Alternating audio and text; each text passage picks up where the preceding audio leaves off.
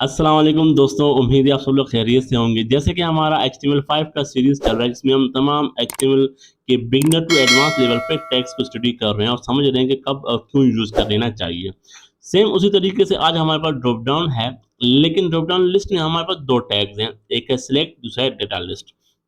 इनके multiple usage हैं और इनको कब और क्यों यूज़ करना चाहिए, इनके डिफरेंसेस क्या है, तो इस वीडियो में तमाम चीज़ें आपको समझ में आ जाएगा अगर आप इस वीडियो को कंप्लीट देखेंगे, ठीक है?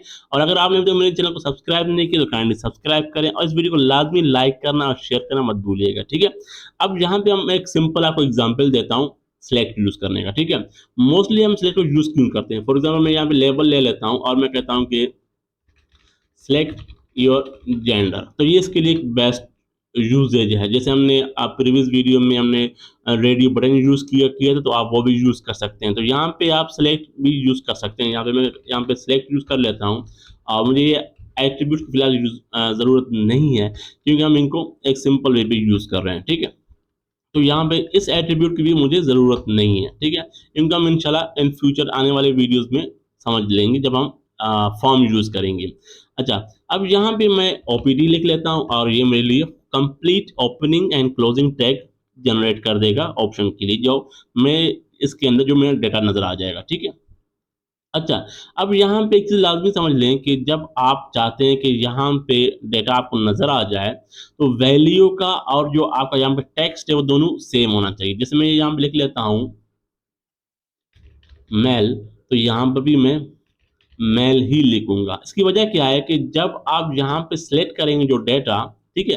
सिलेक्ट करेंगे तो यानी कि जो वैल्यू सबमिट के दौरान पे जो हम डेटाबेस में सेव करेंगे, तो वैल्यू का ही रिकॉर्ड जो वहाँ पे चला जाएगा। अगर हमने यहाँ पे मेल लिखा हुआ है और यहाँ पे आपने कुछ और टेक्स्ट लिखा हुआ है वैल्यू में, तो इसका मतलब है कि वो जो वैल्यू वाली टेक्स्ट है, रिकॉर्ड है, वो आपके डेटाबेस में सेव हो जाएगा। तो ये जो टेक्स्ट है, ये सिर्फ़ दिखाने के लिए है, ठीक है? बैकएंड पे ये यूज़ होगा वैल्यू, सही है? इसके लिए एक और हमारे पास है, अब यहाँ पे मैं फीमेल यूज़ करूँगा और ये हमारे पास फीमेल आ जाएगा, ठीक है? इसमें मोस्टली एक और हम टैग एट्रीब्यूट यूज़ करते हैं, वो है सिलेक्टेड का। अब यहाँ पे हम क्या करेंगे, ओपीटी हमारे पास है, ठीक है? इसको वैल्यू को यहाँ पे लिखने की ज़रूरत नहीं है, मैं इसको लिख लेता हूँ कि सिलेक्टेड और यहाँ पे लिख लेता हूँ कि जेंडर, ठीक है? ये आ जाएगा।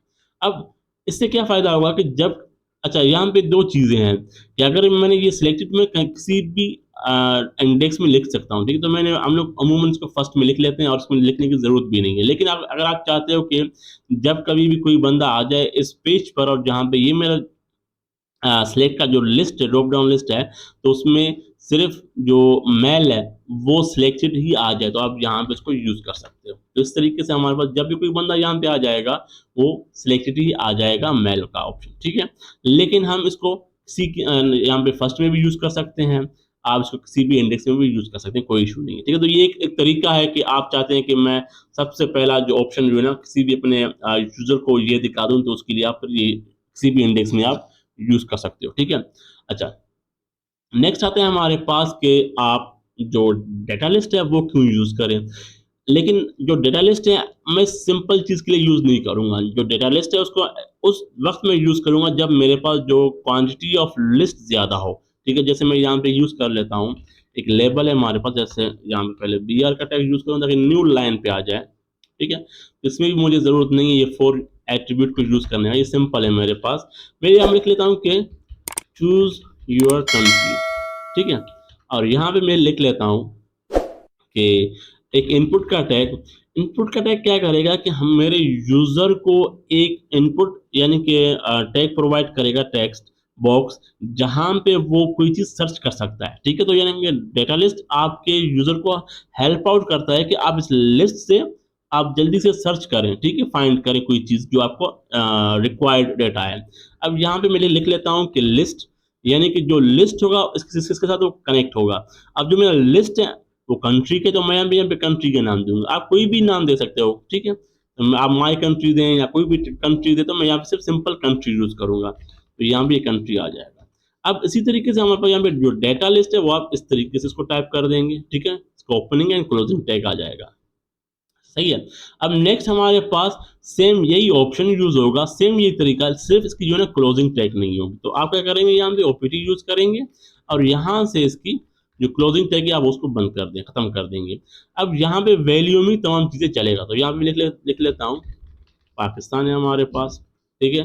फिर एक लिख दूंगा और यहाँ मेरे पास ये नहीं आएगा, तो यहाँ पे आप न्यूजीलैंड लिख सकते हैं, ठीक है।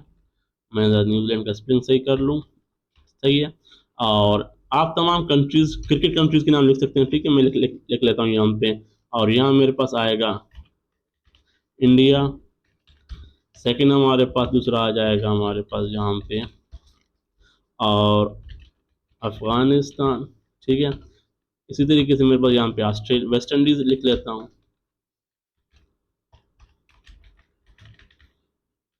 ठीक है। तो ये मेरे पास तमाम कंट्रीज के नाम आ गए। मैं जरा इनको बराबर कर लेता हूँ। अच्छा, हमारे पास जो विजुअल स्टूडियो है उसमें एक एक्सटेंशन आता है जो उसकी मदद से आप इन लोगों को ऑटोमेटिकली इनकी जो फॉर्मेट आप सही कर सकते हो, ठीक है।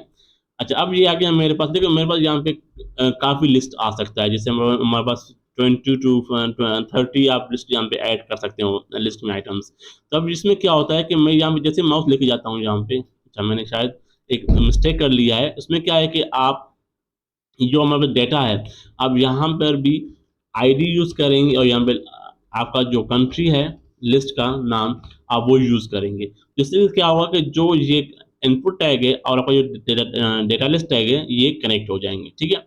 अब यहाँ पे जैसे मैं माउस लेके जा रहा हूँ, देखिए यहाँ पे मेरे पास ये एक ड्रॉप डाउन का आइकॉन आ रहा है, ठीक है। या मैं इसको क्लिक कर दूँ, चूज कर लूँ यहाँ से, या फिर फास्ट ट्रैक पे मैं यहाँ पे क्लिक कर लेता हूँ, लिख लेता हूँ कि मुझे डब्ल्यू से जो भी कंट्रीज के नाम आ रहे हैं, या फिर डब्ल्यू अल्फाबेट जिस कंट्री में यूज हुआ वो तमाम आ जाए। तो यहाँ पे मुझे ये दो चीजें आ गई, तो मैं सिंपल से यहाँ पे वेस्ट इंडीज को सिलेक्ट कर सकता हूँ और इस तरीके से।